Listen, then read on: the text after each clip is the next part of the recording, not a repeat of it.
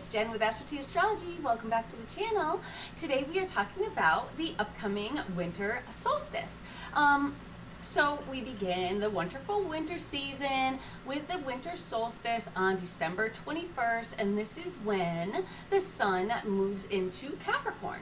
So we have the sun now moving into Capricorn. It's joining Mercury and Pluto that's at the end of Capricorn. So this is happening here Eastern Standard Time, which we are here in New England, at 10:27 p.m.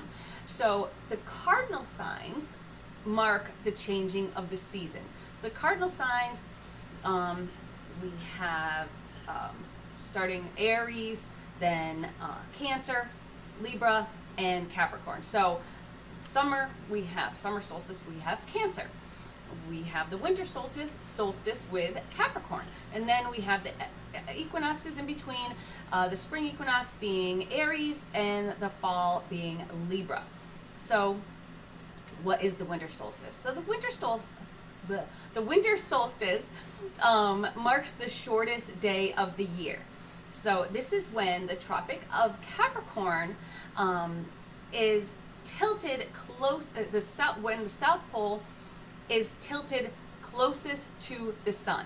So on the bright side, the days will be getting longer from here on in. So this is the shortest day. Days are going to start getting a little bit longer. But it is winter, yuck, it's cold, it's dreary, it's dark. Here in New England, it really stinks. Unless you're really into winter sports, then of course you love it. But just think that from this, it brings the light. So this is the bringing of the light, and we have this happening until late March with the vernal equinox. So the winter solstice has been celebrated for centuries. Just people always celebrating this bringing of the light. So how can we celebrate the winter solstice? So the Yule, I'm sure you've heard that term before, around Christmas time, that is the celebration and the reappearance of the reappearance of the sun, the rebirth of the fertile land, and it is one of really the oldest celebrations in the world. It actually also begins the Wiccan year, if you're into Wicca, begins that Wiccan year. So to celebrate, here's some things that you can do. Burn a Yule log. So Yule is about the solstice and the bringing of the light. So this also helps get rid of bad mojo. So you burn a Yule log, gets rid of bad mojo, kind of the same as using sage. So then another way is to decorate a Yule tree. Kind of like a Christmas tree. So this usually is outdoors, and the tree is decorated with edible ornaments for the animals. And this is to help us, because we want to keep the animal species going so that we can then feed ourselves, and it's kind of like that circle of life going on. The food that we can use to celebrate is pomegranate seeds and nuts. And so that you see a lot at Christmas. So you see a lot of nutcrackers around. So buy that nutcracker, get some different kind of nuts, and the pomegranate seeds just brings that round kind of red berries to the season. So just very Christmassy looking, very seasonal, I guess you could say. So also a good thing to do during the winter solstice is to prepare a wish ritual. So it's kind of like a New Year's resolution, and this is when you're going to take time to really focus on your goals, the goals and your intentions for the new year, and how you're going to make them realities. Maybe pull a tarot card, maybe do a Celtic cross reading that is going to give you maybe what that new year is going to bring. So my cards for the solstice, for this solstice in particular, is the Devil card, Capricorn, the Lovers card, and you'll see why, and the Three of Cups. So stay tuned and we'll explain why. So what else is really going to be going on? So of course, with the sun moving into Capricorn, it is a Capricorn season. So to all you earthy, conventional, practical, reliable, responsible Capricorns out there, happy birthday to all of you, and get out there and celebrate yourselves. Capricorn, if you're not familiar, which I'm sure you are, there's the glyph up here. I'll move my little Mercury.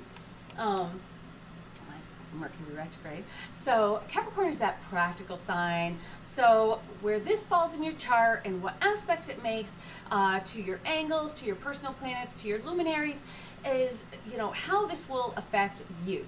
So similar to every year, you know, of course this happens every year, so it's going to affect you similarly, but all the other planets are doing other things, so we'll get into all the other aspects and what the other planets are doing that is going to make this different than every other year. So look on your chart. Where will you be more responsible, more practical, more mature? Where's that needed from you that you're going to need to be more practical, more responsible, and more mature? So let's talk about what else is going on and what makes this winter solstice different than every other winter solstice. So first on this day, on the 21st, not only do we have the sun moving into Capricorn, but we also have Venus, which is over here, and that is moving into an opposition with Uranus. And we also have the sun coming into conjunction with this Mercury retrograde. So what does it all mean? Let's put it all together. So Capricorn again is a cardinal sign, and Venus opposite Uranus can signal that you are, or something is initiating change in your relationship, in your partnership, and it's kind of that learning how to balance your desires. So it's that balance. It's that, you know, that opposition, that you're kind of struggling maybe for change, but you're also, you know, falling back on, you know, what's important to you. And so this can actually cause some tension. This, you know, with Uranus in there, it can be a sudden change, a sudden something that pops up suddenly. Well, with this sun with Mercury conjunction, this is the perfect time for really putting your needs out there. So, you know, the sun in the conjunction with Mercury, it does kind of emphasize Mercury, you know, everything that is mercurial. So, you know, having those big conversations and explanations, and, you know, maybe hearing the other side and just, you know, learning from somebody else. It's a good time, you know, with Venus being in there, and Venus that is currently in Scorpio. It's a good time for having those conversations about love and sex, and maybe things that are otherwise uncomfortable. Could be a little bit easier. So these aspects can also show, so if you're in a relationship, you know, this can play out in a couple different ways. So if you're having some issues in your relationships, it's a great time to sit down with your partner and talk about them. Again, the conversations might be difficult. It could be something that, you know, has been a deep down kind of need, or something that has been festering really deep down. This is Venus and Scorpio, don't forget.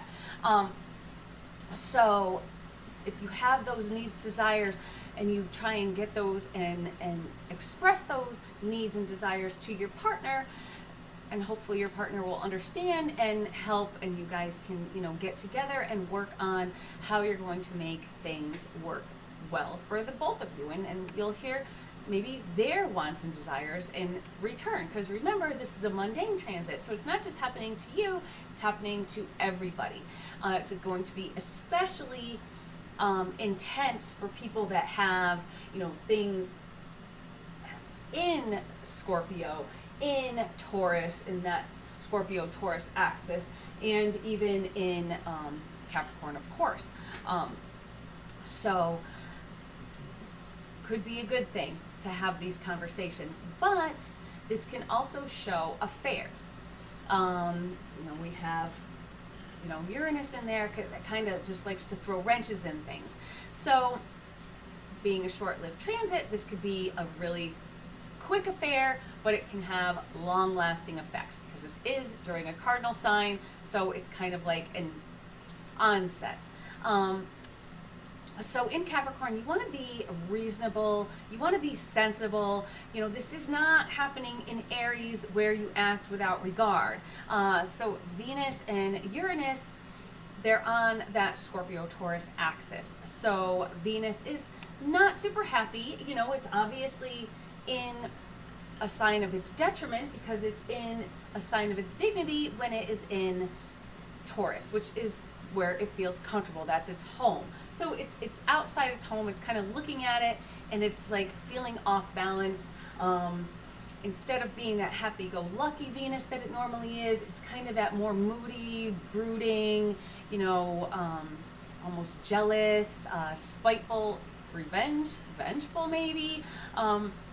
So these issues that have been kind of peeking their little head out, it's now time to deal with them. These issues that are festering deep down. So are you going to deal with them and have those deep down conversations with your partner and work with your partner? Or are you going to go out and do something crazy? We'll see how it plays out. So you know that this stuff is going to be happening. So if astrology gives you kind of like that little window into, okay, this is going to be happening, almost a little bit of a predictive thing. So if this is going to be happening, I need to be aware of it. So I need to be aware of what my partner's doing. I want to make my partner happy so they don't go and do something crazy. And I don't want to do something crazy because I might be feeling like I want to. So you want to control those desires, because we also have Neptune in the mix, and we'll get to that. So now, if you are single, this can play out a lot differently for you. So this could bring a love at first sight, a whirlwind romance. The foundation is actually there because we have the sun in Capricorn. We have, that Capricorn, that Capricorn energy, which gives us that good foundation, which gives us that maturity to look at the relationship and to, not go into it, as naive. So the foundation is there, but beware, because Venus not only is in opposition with Uranus, but it's in a trine with Neptune. So we all know about Neptune. Neptune can be that smoke and mirrors. So the same thing with if you're in a relationship, you might think, oh, well, if these people have affairs because they think the grass is greener, because they think this person is going to save them from all their, horrible things in their life, but it's not necessarily the case. It is a trine to Neptune, so things are going to seem great and very promising, very optimistic. If you're single and you're meeting somebody new, this person could be just like the cat's meow and just, they're going to just sweep you off your feet, and they just seem so fantastic, because that Neptune can really blur the reality of things. So really tune in to that Capricorn energy to keep yourself grounded, to keep yourself focused, to keep yourself with that maturity, with that knowledge that, you don't want to see things only how you want to see them. You want to see them for the reality that they are. So the Sun and Mercury conjunction with Mercury in retrograde, you can also be easily misunderstood. So if you do have those big conversations when, you can be misunderstood. So conversations are really better, I feel, in general anyway, not just with this kind of transit. They're better in person, and they're not as good over text or email. So how many times, you'll be texting someone, they'll take things out of context, and they'll think that you're maybe being rude, being angry, but you're really not. Or same thing with email, you could be a little curt in your email just because the wording might not be exactly, people read things how they want to read them. If they're in a mood, they might read into that you're in a similar mood. So you want to have those one-on-one conversations in person. It's probably the best way to make sure that you're understood. Really, use that Scorpio energy to really get down and tell them your deep feelings. That's the only way things will work out. If you are in a relationship and you feel like you're having some issues and you want to save that relationship, that's the way to do it. You need to express yourself.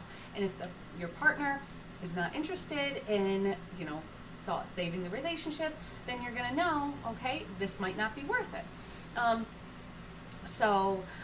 Also, if you're buying something special, we have the holiday season coming up and the holidays coming up.